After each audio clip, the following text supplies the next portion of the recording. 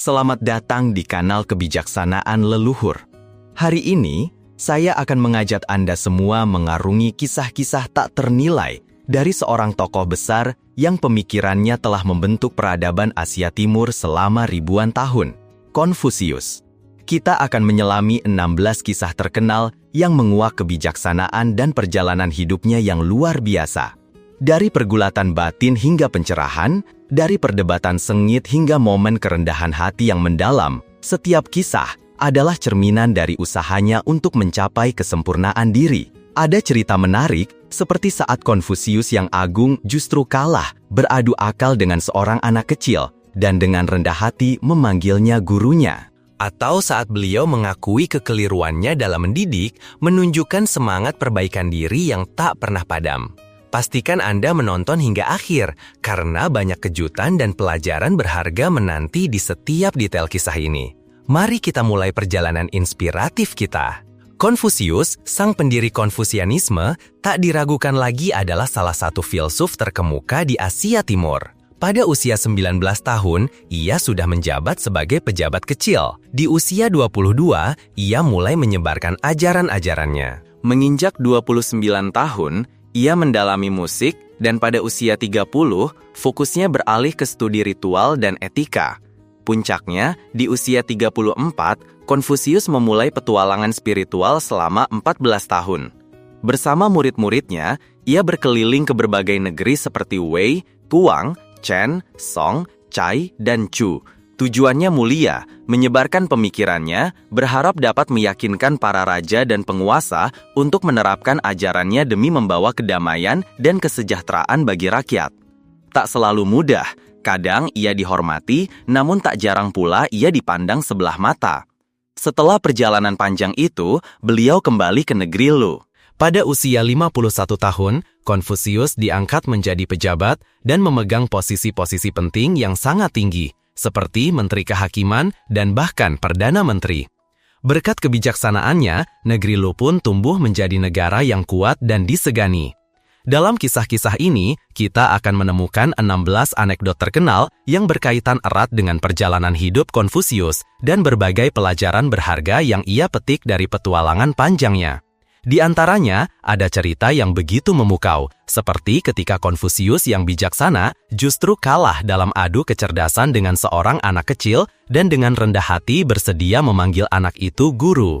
Ada pula momen di mana Konfusius dengan lapang dada mengakui kesalahannya dalam mendidik, sebuah cermunan dari kerendahan hati dan semangatnya untuk terus belajar, serta memperbaiki diri demi menjadi seorang bijak yang sempurna.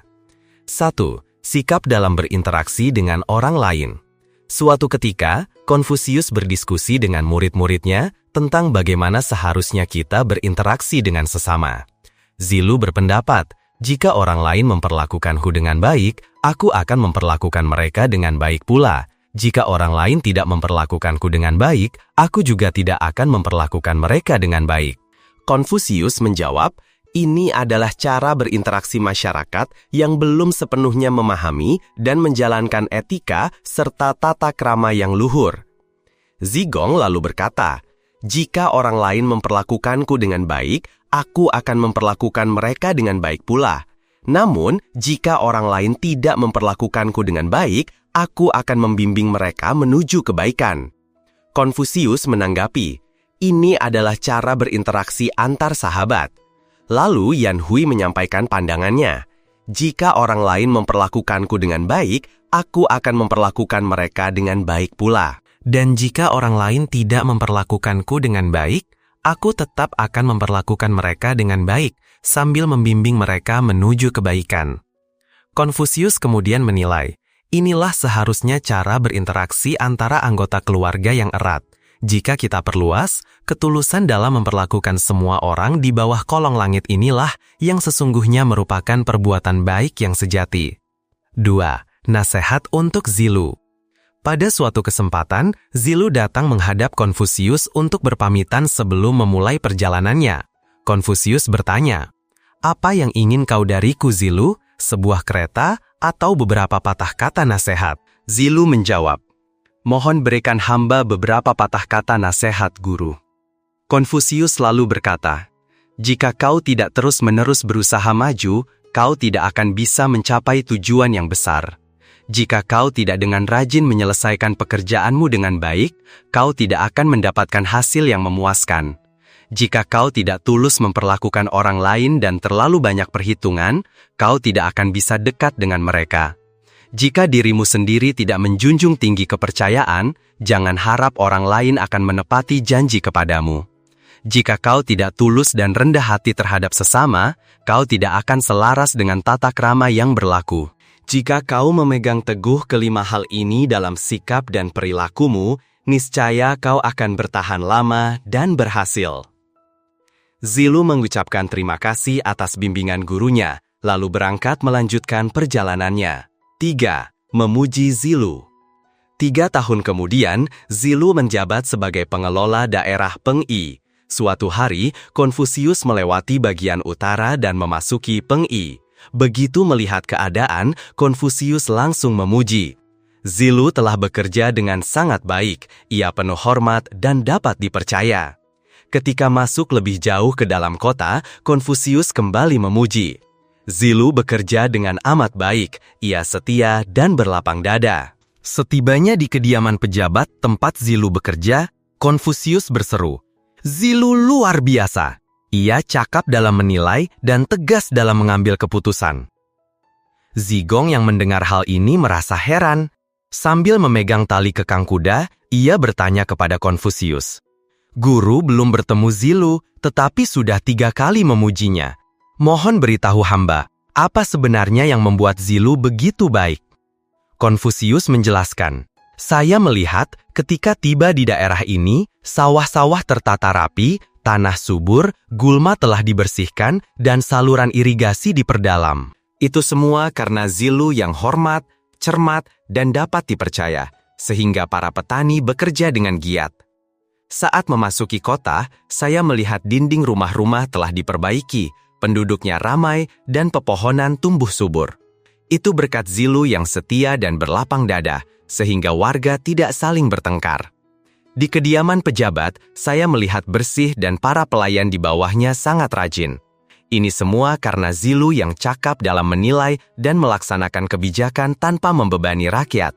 Sejujurnya, jika hanya berdasarkan pencapaian yang diraih Zilu, bahkan jika saya memujinya 3 kali berturut-turut pun, tidak akan cukup untuk mengungkapkan semua kebaikan yang ada pada dirinya. Wise, thoughtful, engaging. 4. Mengkritik Zigong. Zigong adalah seorang pedagang besar yang sering berinteraksi dan berdagang dengan negara-negara lain. Negeri Lu memiliki peraturan bahwa jika ada warganya yang dijual sebagai budak di negeri lain, mereka dapat ditebus kembali dan biaya tebusan akan ditanggung oleh negara. Apakah hukum seperti itu baik? Sangat baik. Ini dapat membangkitkan rasa cinta dan perlindungan setiap warga terhadap sesamanya, mendorong mereka untuk menyelamatkan saudara sebangsa. Dalam catatan klasik, Uyen Giam Luai Ham, dikisahkan suatu ketika Zigong menebus seorang warga negaranya yang tertawan dan membawanya kembali ke tanah air. Ketika pihak pemerintah mengembalikan uang tebusan kepadanya, Zigong menolak untuk menerimanya. Kebanyakan orang mungkin akan merasa Zigong sangat mulia atas tindakannya ini, tidak mau menerima kembali uang tebusan. Namun, saat Zigong menghadap Konfusius, beliau justru mengkritiknya. Zigong, apa yang kamu lakukan itu salah. Banyak sekali warga negara Lu yang hidup dalam kemiskinan. Ketika mereka berada di negeri asing dan melihat sesama warga negaranya tertawan, mereka akan berpikir, seandainya aku menebus seseorang, jika aku menerima kembali uang tebusan itu, rasanya aku menjadi lebih rendah dibandingkan Zigong. Dan aku harus memikirkannya baik-baik. Ketika pihak pemerintah mengembalikan uang tebusan kepadanya, Zigong menolak untuk menerimanya. Kebanyakan orang mungkin akan merasa Zigong sangat mulia atas tindakannya ini, tidak mau menerima kembali uang tebusan. Namun, saat Zigong menghadap Konfusius, beliau justru mengkritiknya. Zigong, apa yang kamu lakukan itu salah. Banyak sekali warga negara Lu yang hidup dalam kemiskinan. Ketika mereka berada di negeri asing dan melihat sesama warga negaranya tertawan, mereka akan berpikir, seandainya aku menebus seseorang, Jika aku menerima kembali uang tebusan itu, rasanya aku menjadi lebih rendah dibandingkan Zigong, dan aku harus memikirkannya baik-baik. Oleh karena itu, Konfusius menegaskan, tindakanmu ini justru akan menimbulkan pengaruh buruk. 5. Pemerintahan harus memperbaiki kesalahan. Zigong lalu bertanya kepada Konfusius, "Guru, dahulu Adipati Jing dari Qi pernah menanyakan bagaimana cara membuat pemerintahan menjadi bijaksana dan efektif, dan guru menjawab bahwa itu terletak pada penghematan keuangan.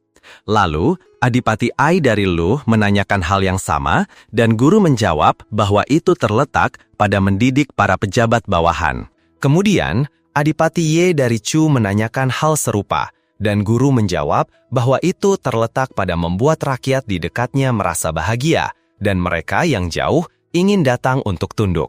Mengapa 3 orang bertanya pertanyaan yang sama, tetapi guru memberikan jawaban yang berbeda? Apakah ada banyak cara interpretasi? Konfusius menjawab, itu karena setiap orang memiliki situasi dan kondisi yang berbeda. Adipati Jing dari Qi memerintah negara, dengan arsitektur istananya yang terlalu mewah dan area berburunya yang terlalu luas. Oleh karena itu saya mengatakan bahwa urusan pemerintahan harus ditangani dengan penghematan keuangan. Sedangkan Adipati Ai dari Lu memiliki 3 keluarga bangsawan yang sangat berkuasa. Keluarga Meng, Shu, dan Ji. Mereka di dalam negeri membentuk faksi-faksi, dan di luar negeri menindas negara-negara vasal, maka saya mengatakan bahwa urusan pemerintahan harus ditangani dengan mendidik para pejabat bawahan. Di negara Chu, wilayahnya luas tetapi kota-kota kecil. Rakyat masih terpecah belah dan tidak ada keinginan untuk menetap serta bekerja dengan tenang dimanapun. Oleh karena itu, saya mengatakan bahwa urusan pemerintahan harus ditangani dengan membuat rakyat di dekatnya merasa senang, dan mereka yang jauh ingin datang untuk tunduk. Itu adalah cara penanganan yang berbeda untuk situasi yang berbeda. Dalam kitab puisi dikatakan, setelah sekian lama kekacauan dan perang, rakyat telah jatuh miskin, tetapi istana tidak memberikan bantuan. Itu adalah keluhan tentang kekacauan yang disebabkan oleh kemewahan dan pemborosan. Dikatakan juga, para penipu, penjilat, dan pengkhianat itu menipu dan memfitnah. Itu adalah ejekan terhadap kekacauan yang disebabkan oleh para pejabat korup yang menutupi mata raja. Lalu ada pula yang mengatakan, di tengah kekacauan ada kesedihan perpisahan, penderitaan kematian. Pada akhirnya kemana kita harus lari? Itu adalah bencana yang disebabkan oleh perpecahan. Mempertimbangkan ketiga aspek ini, dapatkah kita melihat bahwa kesulitan-kesulitan yang perlu diselesaikan dalam pemerintahan bisa ditangani dengan cara yang sama? 5 jenis kesialan. Pada suatu kesempatan, Adipati Ai dari Lu bertanya kepada Konfusius, "Hamba mendengar bahwa membangun tambahan ruangan di sisi timur itu tidak membawa keberuntungan. Apakah ini benar?" Konfusius menjawab, "Ada 5 jenis hal yang tidak membawa keberuntungan, tetapi membangun tambahan ruangan di sisi timur tidak termasuk di dalamnya. Mencelakai orang lain demi keuntungan diri sendiri adalah tidak membawa keberuntungan. Mengabaikan orang tua dan hanya mementingkan anak muda adalah keluarga yang tidak membawa keberuntungan. Membuang orang-orang bijaksana dan mengangkat orang-orang yang tidak bermoral adalah negara yang tidak membawa keberuntungan. Orang tua yang berilmu tidak mau mengajar, dan orang muda yang tidak bersemangat untuk belajar adalah adat istiadat yang tidak membawa keberuntungan. Orang-orang berbakat dan berbudi luhur mundur, sementara orang-orang bodoh yang tidak memiliki kebijaksanaan dan moralitas naik ke tampuk kekuasaan, itu adalah seluruh negeri yang tidak membawa keberuntungan. Ada 5 jenis hal yang tidak membawa keberuntungan ini, tetapi membangun tambahan ruangan di sisi timur tidak termasuk di antara mereka. 7. Seorang junsi harus selalu berhati-hati. Ketika Zigong hendak menjabat sebagai pejabat di Jiniang, ia datang menghadap Konfusius. Konfusius berkata, "Kamu harus rajin, harus berhati-hati, harus mengarahkan produksi pertanian berdasarkan kondisi alam dan cuaca. Jangan merebut hak orang lain, jangan pula merampas." Zigong bertanya, "Sejak kecil, saya telah belajar dari guru. Apakah saya pernah melakukan kesalahan merampas?" Konfusius menjawab, Kamu belum memahami sepenuhnya. Menggunakan orang yang kurang berbakat dan bermoral untuk menggantikan orang yang lebih berbakat dan bermoral itu disebut merebut. Menggunakan orang yang tidak kompeten untuk menggantikan orang yang kompeten itu disebut menghukum. Perintah yang longgar namun hukuman yang kejam itu disebut kezaliman. Mengambil semua hal baik untuk diri sendiri itu disebut pencuri.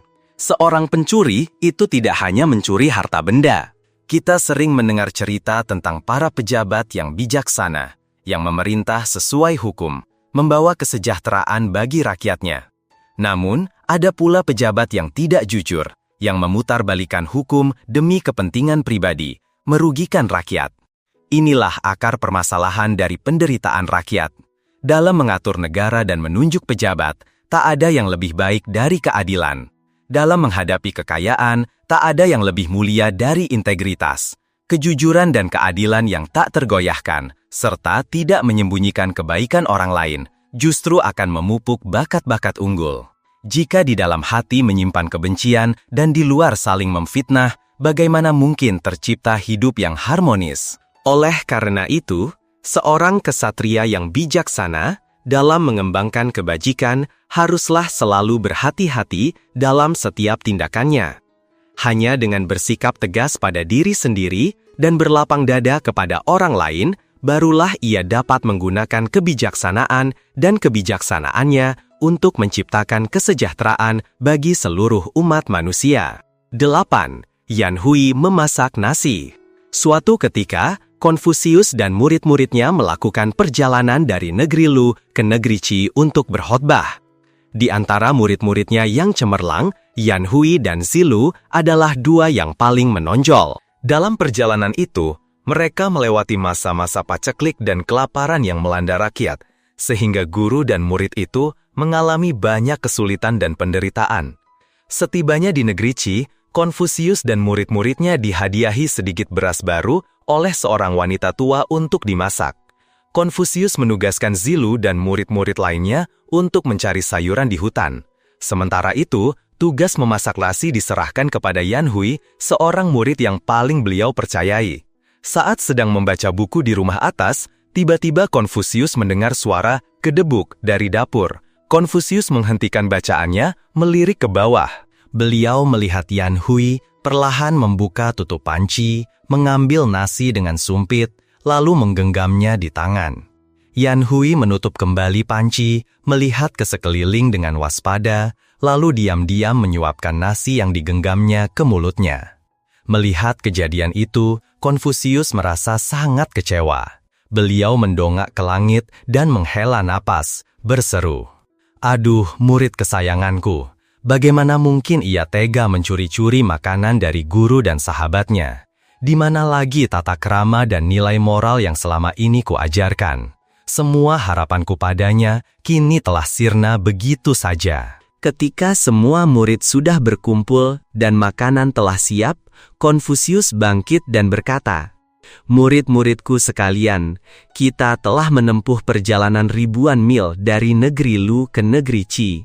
Hati guru sangat gembira karena di tengah kekacauan, terpaan panas dan hujan, serta kelaparan seperti ini, kalian semua masih menjaga hati yang bersih, setia mengikuti guru dan saling menyayangi. Hari ini, hari pertama kita tiba di negeri Qi. Hati guru teringat kampung halaman dan orang tua.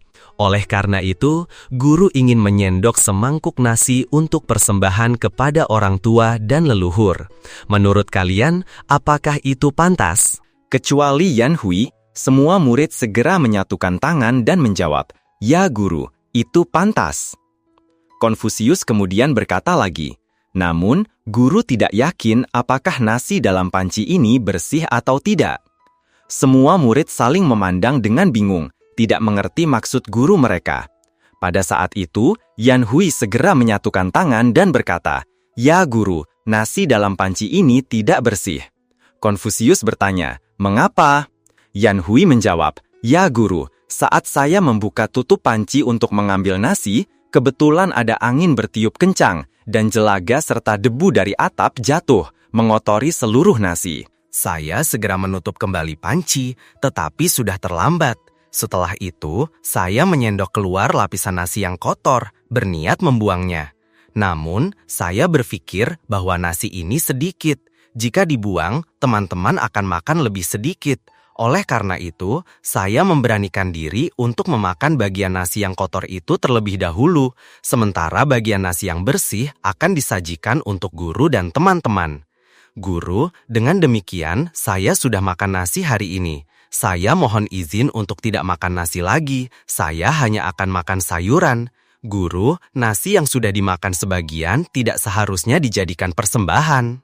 Setelah mendengar penjelasan Yan Hui, Konfusius terkejut dan menghela napas, berkata, "Di dunia ini ada hal-hal yang terlihat jelas di depan mata, namun kita tetap tidak memahami kebenaran yang sesungguhnya. Hampir saja Konfusius ini menjadi orang yang bodoh dan salah sangka." 9. Ajaran Yan Hui. Yan Hui adalah murid kesayangan Konfusius. Ia dikenal sebagai pribadi yang haus akan ilmu dan memiliki kebajikan yang luhur. Suatu ketika, Yan Hui pergi keluar untuk suatu urusan. Dalam perjalanannya, ia tidak sengaja melihat sebuah toko kain yang dikelilingi banyak orang. Ia mendekat dan baru mengetahui bahwa penjual dan pembeli sedang terlibat dalam perdebatan. Pembeli itu berteriak lantang, 3 dikali 8 adalah 23. Mengapa Anda menagih saya 24 koin? Mendengar itu, Yan Hui mendekat dan dengan sopan berkata, 3 dikali 8 adalah 24. Mengapa Anda menghitungnya menjadi 23? Anda salah hitung, jangan bertengkar lagi. Pembeli kain itu masih tidak terima. Ia menatap lurus ke wajah Yan Hui dan berkata, "Siapa yang mengundang Anda untuk berdebat? Jika ingin berdebat, kita hanya perlu mencari guru Konfusius." Benar atau salah, hanya beliau yang bisa menentukannya. Ayo, kita temui beliau untuk melihat siapa yang benar dan siapa yang salah. Yan Hui menjawab, "Baiklah, jika guru Konfusius mengatakan Anda salah, bagaimana?" Pembeli kain itu berkata, "Jika beliau mengatakan saya salah, saya bersedia kehilangan kepala saya. Lalu, bagaimana jika Anda kalah?" Yan Hui menjawab, "Jika saya kalah, saya akan memberikan topi di kepala saya kepada Anda." Setelah bertarung, keduanya segera pergi mencari Konfusius. Konfusius mendengarkan seluruh ceritanya dengan seksama, lalu menatap mulutnya dan tersenyum, berkata, 3 dikali 8 adalah 23. Yan Hui, kamu kalah. Berikan topimu kepada orang itu. Yan Hui, yang tidak pernah membantah gurunya, segera melepaskan topi di kepalanya dan memberikannya kepada pembeli kain itu ketika Konfusius mengatakan ia salah. Orang itu mengambil topi tersebut, merasa sangat puas, lalu pulang. Mengenai keputusan gurunya, meskipun Yan Hui tampak patuh di luar, hatinya merasa sangat tidak nyaman. Ia berpikir gurunya telah keliru dan bodoh, sehingga ia tidak ingin lagi belajar dari Konfusius. Keesokan harinya, Yan Hui meminta izin untuk pulang dengan alasan ada urusan keluarga. Konfusius tahu isi hati muridnya dan tidak ingin menghalanginya, lalu mengangguk setuju. Sebelum Yan Hui pergi, ia datang untuk berpamitan kepada gurunya. Konfusius ingin muridnya menyelesaikan urusannya terlebih dahulu sebelum kembali, sekaligus memberi pesan. Di bawah pohon tua ribuan tahun, jangan berlindung. Jangan bertindak membunuh tanpa mengetahui duduk perkaranya. Yan Hui menjawab, "Saya ingat, Guru," lalu berbalik dan berangkat pulang. Pesan gurunya terbukti. Dalam perjalanan pulang, tiba-tiba angin kencang bertiup, awan gelap berarak, lalu hujan turun lebat disertai guntur dan kilat menyambar. Yan Hui menjawab, "Saya ingat, Guru," lalu berbalik dan berangkat pulang. Pesan gurunya terbukti. Dalam perjalanan pulang, tiba-tiba angin kencang bertiup, awan gelap berarak, lalu hujan turun lebat disertai guntur dan kilat menyambar. Yan Hui bergegas berlari ke sebuah pohon besar di pinggir jalan untuk berteduh dari hujan. Tiba-tiba, ia teringat pesan gurunya. Di bawah pohon tua ribuan tahun, jangan berlindung. Ia bergumam dalam hati. Bagaimanapun juga ada ikatan guru dan murid, dengarkan saja guru sekali lagi, bagaimana kalau begitu? Maka Yan Hui segera lari dari bawah pohon itu. Tak disangka, baru saja ia berlari sebentar, belum terlalu jauh, petir menyambar dengan suara memekakan telinga, tepat mengenai pohon tua itu, membelah batangnya menjadi berkeping-keping. Yan Hui terkejut. Bagian pertama dari pesan gurunya telah terbukti. Apakah sebentar lagi aku juga harus membunuh orang? Yan Hui membawa keraguan itu pulang ke rumah. Sesampainya di rumah sudah larut malam, sehingga ia tidak ingin membangunkan anggota keluarga. Oleh karena itu, ia menggunakan pedang yang dibawanya untuk mendorong ambang pintu, menyelinap masuk ke kamar tidur. Ia melihat ada seseorang terbaring di ujung kepala ranjang, dan di ujung kaki ranjang juga ada seseorang terbaring. Yan Hui tiba-tiba diliputi amarah. Ia dengan geram menghunus pedangnya dan hendak mengangkatnya. Tetapi pada saat itu, ia teringat pesan Konfusius. Jangan bertindak membunuh tanpa mengetahui duduk perkaranya. Ia berhenti. Setelah menyalakan lilin dan melihat dengan saksama, barulah ia menyadari bahwa di ranjang itu adalah istri dan adik perempuannya. Singkat cerita, keesokan paginya, Yan Hui bergegas kembali ke tempat Konfusius. Begitu melihat gurunya, ia langsung berlutut dan berkata, "Guru, pesan Anda telah menyelamatkan saya, istri saya, dan adik perempuan saya. Bagaimana guru bisa tahu sebelumnya bahwa hal-hal seperti itu akan terjadi?" Konfusius segera membantu Yan Hui berdiri dan berkata, "Kemarin cuaca panas terik. Saya menduga akan ada hujan badai dan petir. Oleh karena itu, saya berpesan agar kamu tidak berdiri di bawah pohon. Kamu pulang ke rumah dengan hati yang marah dan tidak nyaman, serta membawa pedang. Oleh karena itu, saya mengingatkan kamu agar jangan membunuh orang tanpa mengetahui duduk perkaranya secara jelas." Yan Hui membungkuk hormat. Guru bagaikan dewa dalam melihat segala sesuatu. Murid sangat kagum. Konfusius melanjutkan, "Saya tahu kamu meminta izin pulang karena ada urusan, hanyalah alasan belaka. Sebenarnya, kamu menganggap saya pikun sehingga tidak ingin belajar dari saya lagi. Coba kamu pikirkan, saya mengatakan 3 kali 8 adalah 23 itu benar. Kamu kalah, tetapi kamu hanya kehilangan sebuah topi. Jika saya mengatakan 3 kali 8 adalah 24 dan orang lain kalah, bukankah mereka akan kehilangan nyawa? Apakah topimu lebih penting ataukah nyawa manusia yang lebih penting?" Yan Hui sekali lagi terkejut dan tercerahkan. Ia berlutut di hadapan gurunya, berkata, "Guru mengesampingkan benar salah demi kebaikan yang lebih besar. Murid telah mengira guru yang sudah tua tidak lagi jernih pikirannya. Murid benar-benar sangat malu." Sejak saat itu, kemanapun Konfusius pergi, Yan Hui selalu menemaninya, jarang sekali berpisah. 10. Konfusius mengambil anak muda Xiang Tuo sebagai gurunya.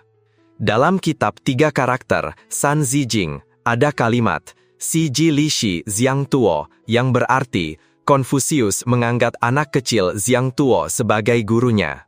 Xiang Tuo adalah seorang remaja dari negeri Yan. Suatu hari, Xiang Tuo datang menemui Konfusius dan berkata, "Saya dengar Tuan Konfusius memiliki ilmu yang sangat mendalam. Saya datang untuk memohon bimbingan Tuan." Konfusius tersenyum dan berkata, "Silahkan nak, katakanlah."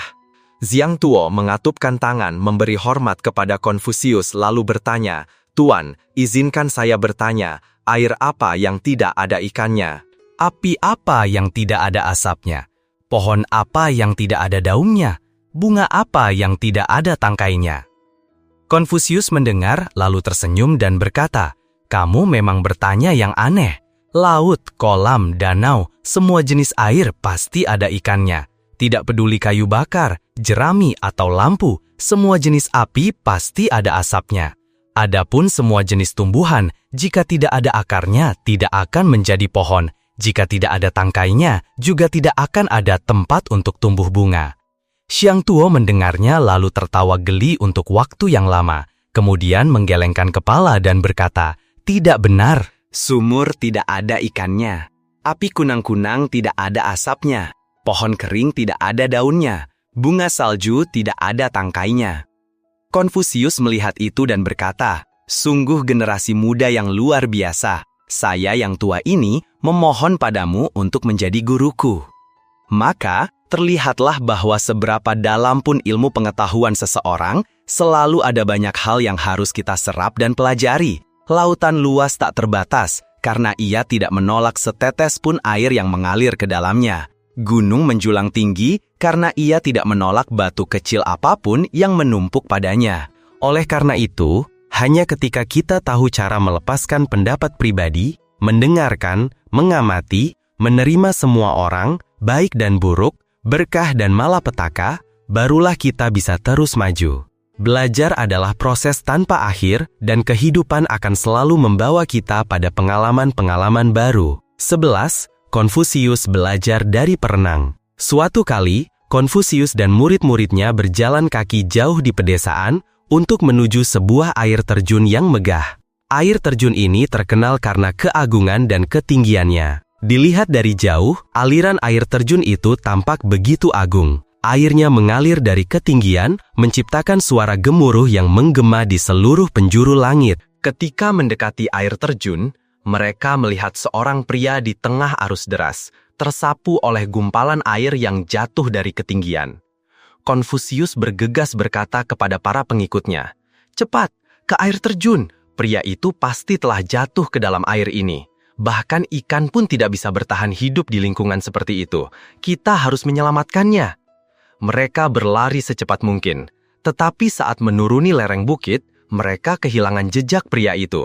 Jadi, mereka terus berjalan, berharap bisa menemukannya. Beberapa saat kemudian, mereka melintasi hutan untuk sampai ke tikungan sungai, tidak jauh di hilir dari air terjun. Seluruh rombongan yakin bahwa pria itu mungkin telah terbawa arus ke tempat ini, dan mereka hanya bisa menemukan jasadnya saja.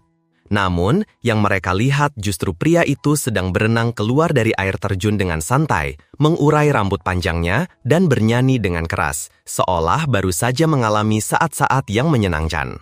Semua orang terkejut. Konfusius sangat penasaran, tidak mengerti bagaimana pria itu bisa bertahan, bahkan dengan santai keluar dari air terjun itu. Beliau mendekat dan bertanya kepada orang asing itu, "Ketika kami melihat Anda di air terjun di atas sana, kami mengira Anda jatuh dan membutuhkan bantuan. Bagaimana Anda bisa melawan arus deras itu? Apakah Anda memiliki keterampilan khusus?" "Saya tidak punya keterampilan khusus," jawab pria itu. "Saya hanya mengikuti sifat air, jadi saya tidak terlalu memikirkannya. Jika harus menggambarkannya, saya akan katakan, ketika pusaran air berputar ke bawah, saya akan ikut berputar bersamanya. Jika arus kuat mendorong saya ke bawah, saya akan ikut menyelam bersamanya. Ketika tubuh mencapai dasar sungai, arus akan berbalik dan menciptakan daya angkat yang mengangkat tubuh ke atas. Ketika semua itu terjadi, saya membiarkan diri saya terbawa arus. Jadi, tugas saya hanyalah mengikuti arus, bukan mencoba menaklukkannya." Konfusius bertanya lagi, "Benar begitu?" Meskipun arus air sangat kuat, ia juga adalah teman yang sudah saya kenal bertahun-tahun. Jadi, saya bisa merasakan apa yang ingin dilakukannya. Saya memanfaatkan arusnya, mengikutinya tanpa mencoba mengendalikannya atau memaksakan kehendak saya padanya. Konfusius belajar dari nelayan. Konfusius bersama murid-muridnya berkeliling berbagai negeri. Suatu ketika, Konfusius tiba di negeri Chu. Beliau belum sempat mengenal adat istiadat di sana, ketika seorang penduduk membawa seekor ikan besar ke pintu untuk dipersembahkan. Konfusius berpikir dalam hati, tempat tinggal belum stabil, tetapi sudah mendapat sambutan yang begitu istimewa. Para murid pun sangat gembira. Mereka segera membawa nelayan itu ke hadapan Konfusius. Konfusius memahami maksud nelayan itu, dan juga menjelaskan dengan jelas bahwa beliau tidak bisa menerimanya. Karena beliau punya prinsip, tidak ada jasa, maka tidak menikmati anugerah. Bagaimana bisa menerima sesuatu secara cuma-cuma dari orang lain? Sejak dulu, beliau selalu bertindak seperti itu, dan juga menggunakan cara ini untuk mendidik murid-muridnya. Nelayan itu bukanlah orang yang pandai bicara.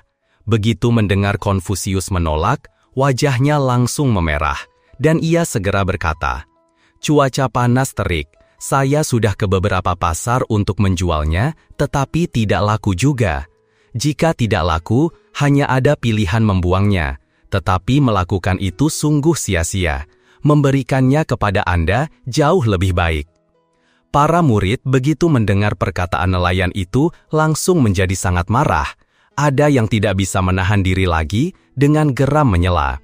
Apakah karena Anda tidak bisa menjualnya dan sayang jika dibuang, makanya Anda datang untuk memberikannya kepada guru kami? Jika kami menerima ikan Anda, bukankah kami akan menjadi seperti selokan bau yang menjadi tempat Anda membuang ikan? Ambil ikan itu dan pergilah. Saat itu, wajah nelayan semakin memerah, ingin menjelaskan agar tidak terjadi kesalahpahaman. Tepat pada saat itu, Konfusius segera berdiri, menundukkan kepala berterima kasih kepada nelayan itu 2 kali, dengan hormat menerima ikan itu dan berkata, "Terima kasih atas hadiah Anda. Saya tidak bisa tidak menerima ketulusan hati Anda." Setelah nelayan itu pergi, Konfusius segera memerintahkan murid-muridnya untuk membersihkan ikan itu, lalu mempersiapkan upacara persembahan. Para murid saling berpandangan terkejut, tidak mengerti apa yang sedang dilakukan guru mereka, lalu bertanya, "Nelayan itu ingin membuangnya, tetapi guru justru ingin mempersembahkannya. Apa alasannya?" Konfusius dengan tenang menjawab, "Saya pernah mendengar bahwa orang-orang yang tahu beramal dan tidak menyia-nyiakan kelebihan adalah orang-orang bijak. Sekarang saya menerima hadiah dari orang bijak. Bagaimana mungkin saya tidak mempersembahkannya?" Konfusius belajar dari seorang petani. Ceritanya, suatu hari Konfusius dan murid-muridnya melewati negeri Wei lalu bertemu seorang petani yang sedang membajak sawah. Konfusius kemudian mengutus Yan Hui untuk bertanya arah.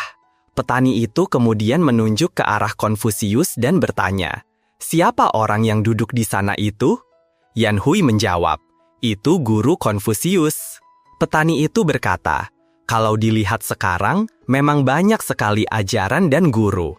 Kadang-kadang, pencuri baru saja keluar dari gang dan langsung bertemu seseorang yang mengaku guru. Sungguh membosankan. Bisakah Anda menjelaskan lebih jelas siapa guru Anda itu?" Yan Hui dengan sabar menjawab, "Guru saya adalah Konfusius. Ajaran yang guru saya sampaikan adalah Dao Li, prinsip-prinsip moral, bukan Dao Touch, pencurian atau kejahatan. Dao Li sama sekali tidak berhubungan dengan hal-hal buruk seperti pencurian." Si petani tua itu tertawa dan berkata, "Kalau begitu, mengapa hal itu juga disebut jalan? Bukankah dari sudut pandang jalan itu sendiri, hidup ini sebenarnya adalah sebuah pencurian besar? Karena itulah prinsip-prinsip kehidupan harus ada. Lalu mengapa Anda mengatakan itu tidak ada hubungannya? Apa maksudnya? Ini disebut pencuri jalan, merusak prinsip-prinsip kebenaran." Begitu pencuri keluar dari jalan yang benar, mereka langsung datang. Kedua jalan ini terus bergantian dan berputar. Si petani tua itu mengayunkan cambuknya untuk menghela kerbau melanjutkan jalur bajak yang belum selesai, lalu menoleh ke arah Yan Hui dan berkata lagi, "Karena saya bisa menunjukkan jalan kepada orang yang bertanya, maka saya tidak akan pelit untuk tidak menunjukkannya. Hanya ada satu jalan di depan yang disebut jalan tunggal. Anda hanya perlu lurus saja dan akan sampai, masih harus bertanya." Yan Hui pun kembali dan melapor kepada guru Konghucu. Konghucu merenung sejenak lalu menghela napas. Itu adalah seorang pertapa bijak yang agung. "Astaga, saya kira dia itu seperti orang tua saya. Saya terus memikirkan apakah apa yang saya pikirkan sudah dekat dengan jalan atau belum. Ternyata dia adalah petani tua ini."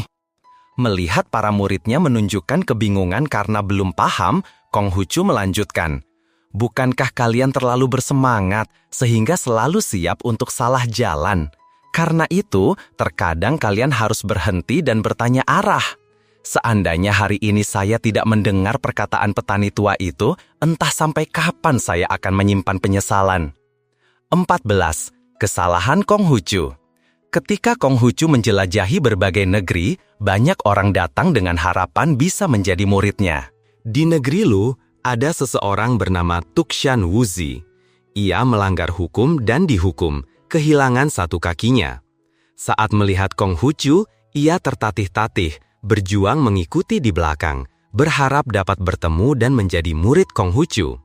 Ketika diterima, Konghucu berkata kepadanya, "Anda bekerja tanpa hati-hati sehingga melakukan kejahatan, dihukum dan kehilangan satu kaki. Meskipun sekarang Anda telah datang kepada saya, itu tidak bisa mengembalikan apapun, jadi apa gunanya?" Tukshan Wuzi menjawab, "Dulu saya tidak memahami prinsip-prinsip kebenaran sehingga membuat kesalahan, dihukum dan kehilangan satu kaki. Hari ini saya datang kepada Anda karena masih ada sesuatu yang lebih mulia dari kaki saya yang ingin saya lindungi. Langit meliputi segalanya dan bumi menopang segala sesuatu. Saya masih menganggap Anda seperti langit dan bumi, tetapi siapa sangka Anda memiliki sikap seperti ini."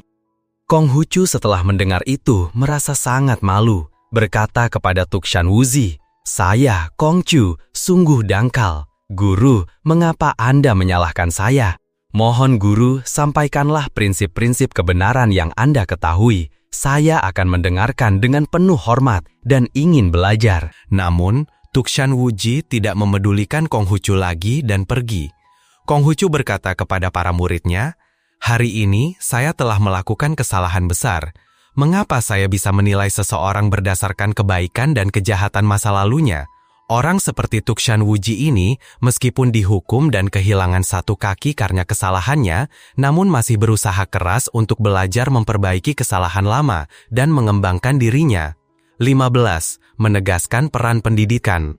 Dikisahkan, Konghucu memiliki seorang murid bernama Mo dari negeri Teng. Mo adalah murid yang biasa-biasa saja, tetapi menganggap dirinya yang terbaik. Setelah beberapa tahun belajar, Mo meminta izin pulang ke negerinya karena mengira telah menguasai semua ajaran gurunya. Murid Zigong melihat hal itu bertanya, "Guru, orang itu sudah pulang ke negerinya. Apakah akan baik-baik saja jika ia menjadi pejabat?" Konghucu menggoyang-goyangkan kakinya dan menjawab, "Tidak apa-apa." Zigong bertanya lagi, "Kalau begitu, apakah ia bisa menjadi jenderal?" Konghucu mengelus jenggotnya dan menjawab, "Bisa." Zigong bertanya lagi, "Bagaimana jika ia menjadi perampok?" Konghucu menguap sambil menjawab, "Tidak masalah juga."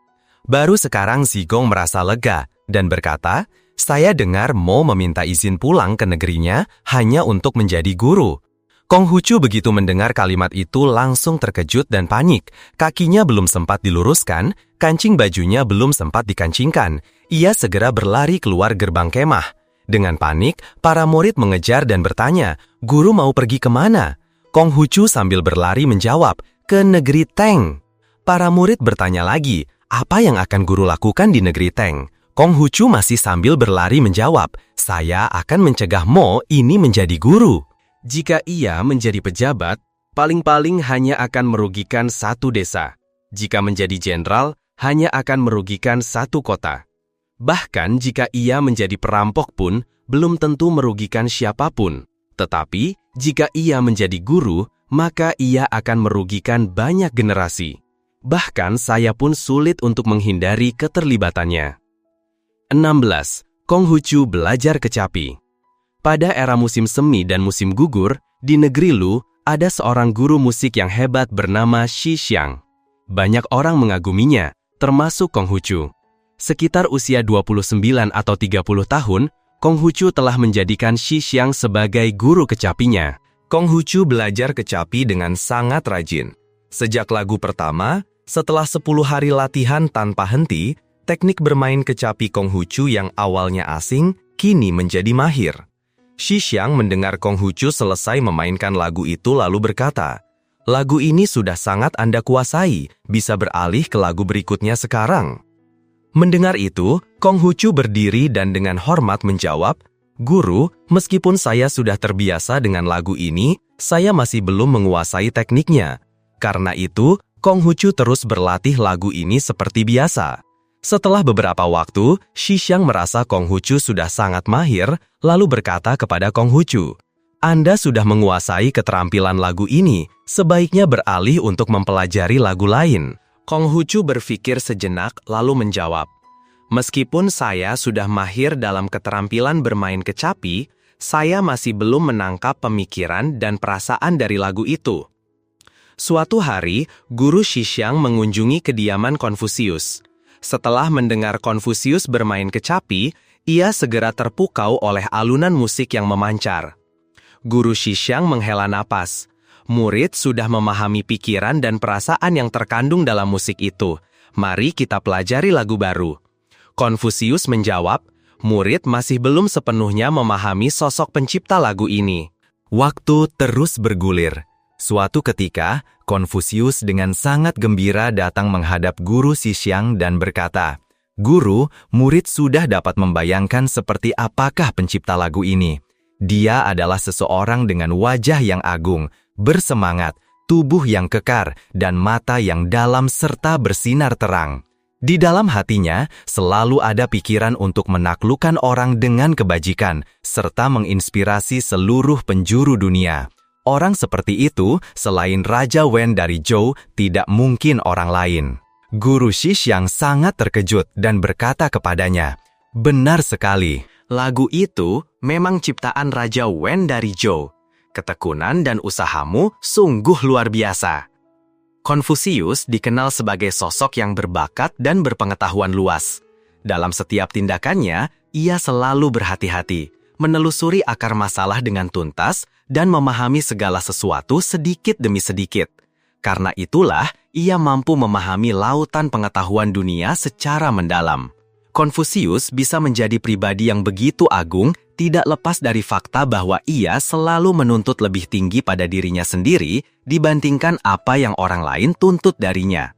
Kisah Konfusius ini mengingatkan kita betapa dalamnya hikmah yang bisa kita gali dari ketekunan dan ketulusan dalam mencari ilmu. Sahabat-sahabat kebijaksanaan leluhur, kita telah sampai di penghujung video ini. Terima kasih banyak atas waktu dan perhatian Anda yang tak terhingga. Jika Anda merasa video ini bermanfaat, jangan ragu untuk memberikan jempol, berlangganan channel kebijaksanaan leluhur ini, dan bagikan kepada teman-teman Anda agar semakin banyak yang terinspirasi. Kami juga sangat menantikan setiap pemikiran dan komentar berharga dari Anda di kolom komentar di bawah. Sampai jumpa di video kebijaksanaan leluhur selanjutnya.